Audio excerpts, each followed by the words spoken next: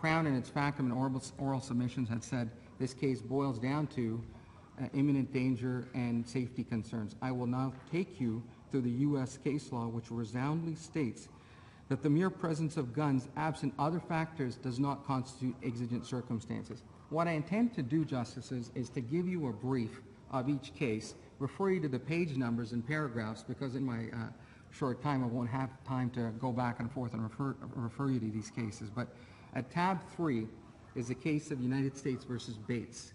This was a search warrant based on a confidential tip of there being a cocaine delivery and firearms being present at the residence. The violation there was the police used a battering ram and violated the knock-announce requirements of the Fourth Amendment. The court said at page 5, paragraph 43, the mere presence of firearms does not create exigent circumstances absent evidence that someone was dangerously armed, as in Murray, and prone to violence, as in Murray. This distinguishes Farmer's case from exigent circumstances. Tab 10, the case of Dawkins. Yes, in fact, I'd like to address that. The U.S. case law, approximately 5 or 6 cases, deal with residence issues.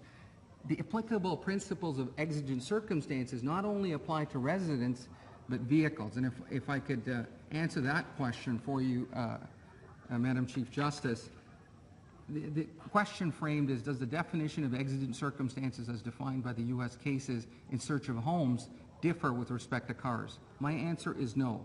The support for that proposition is found, and we're going to refer you to these cases briefly. Crown's authorities, tab 2, the case of Brinegar, the bootlegging case. It's a fundamental case that vehicles are afforded Fourth Amendment protection, and the exceptions depend on the gravity of the offense.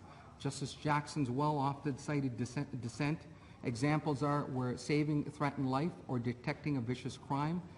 The other fundamental case is the case of Carroll, found in tab 5 of our authorities. That sounds for the proposition that probable cause is required to search.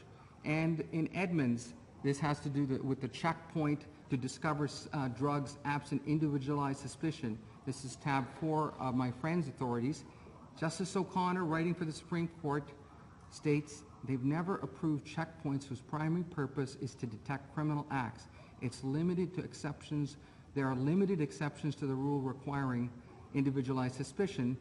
Examples that are given by my friend are here in Justice O'Connor's decision.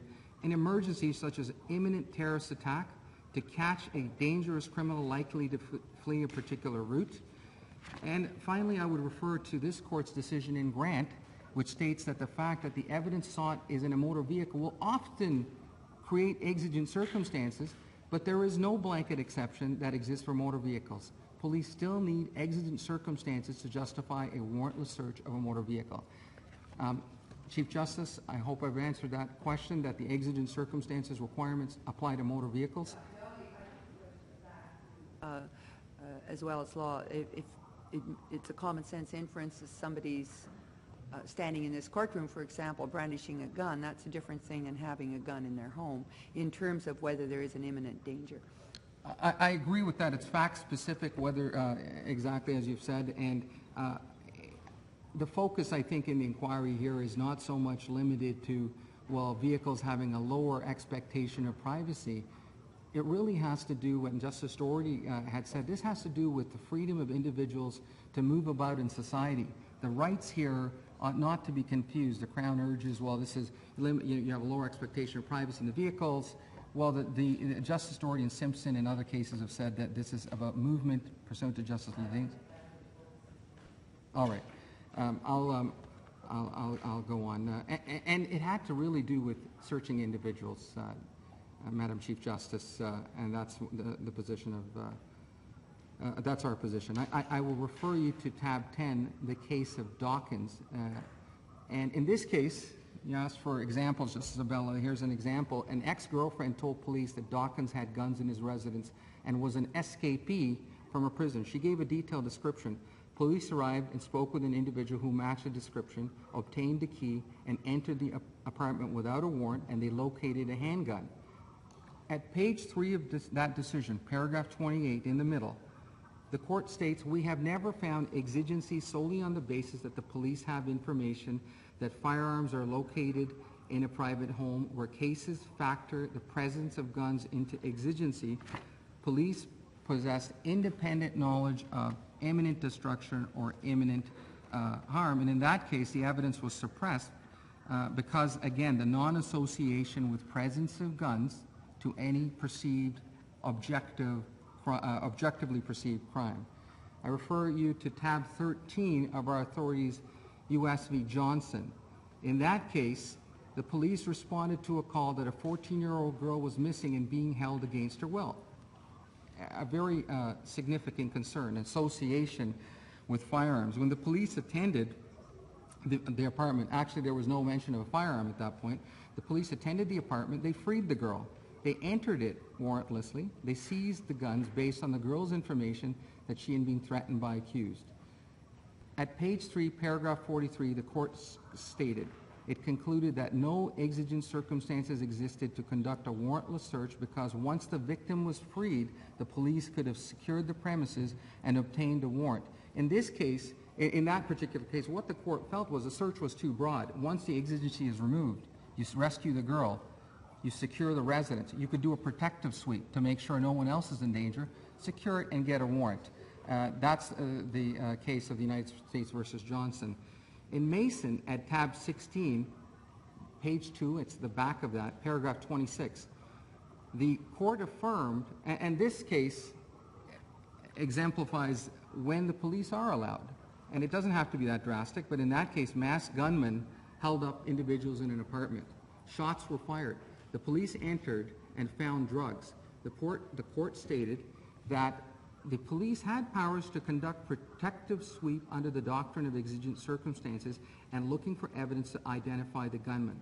So long as police have a reasonable belief in the exigency and the subsequent search is no broader than necessary, and this is consistent with the case of Godoy, this would not violate the Fourth Amendment. There are two other fundamental cases, three. The case of Moore, tab 19. I will refer you to page 1, the back, at paragraph 19 for the ratio. But I will tell you about the circumstances. This was a search warrant based on a tip from a confidential informant about guns and drugs being present. The police used a knock, violated the knock and announce rule by using a battering ram and immediately entered the residence. The court states at paragraph 19, the officers must have an objectively reasonable belief that an emergency existed. In Clayton and Farmer, the officers did not have such an objective belief as they were trained to treat all gun calls, irrespective of context, as high-risk takedowns. They ignored their own officers' information that no one was seen in front of the guns, no one was seen in front with guns, and this was not a shooting or threatening case. The court goes on to say in Moore at paragraph 19, the statement that firearms are present in a search warrant standing alone is not sufficient. The government must demonstrate that the presence raised a concern for officer safety. It's not sufficient that an armed response is expected in any narcotics case. One of the fundamental cases that the U.S. Court of Appeals has decided is called resealed case. It's at tab 24. This involves the discovery and seizure of cocaine and guns after police observed a potential break and enter. They followed the suspect. They saw him pushing himself against the door. They suspected it was a break and enter. They ultimately came in, and the suspect turned out to be the owner of the residence. However, they had seen him toss aside something. They ultimately found that there were guns and drugs. And at tab 24, page 4, paragraph 38, the court states the government bears a heavy burden of proving urgent need. The standard for exigent circumstances is an objective one, focusing on what a reasonably experienced police officer would believe. The police were justified in that case because of the nature of the facts.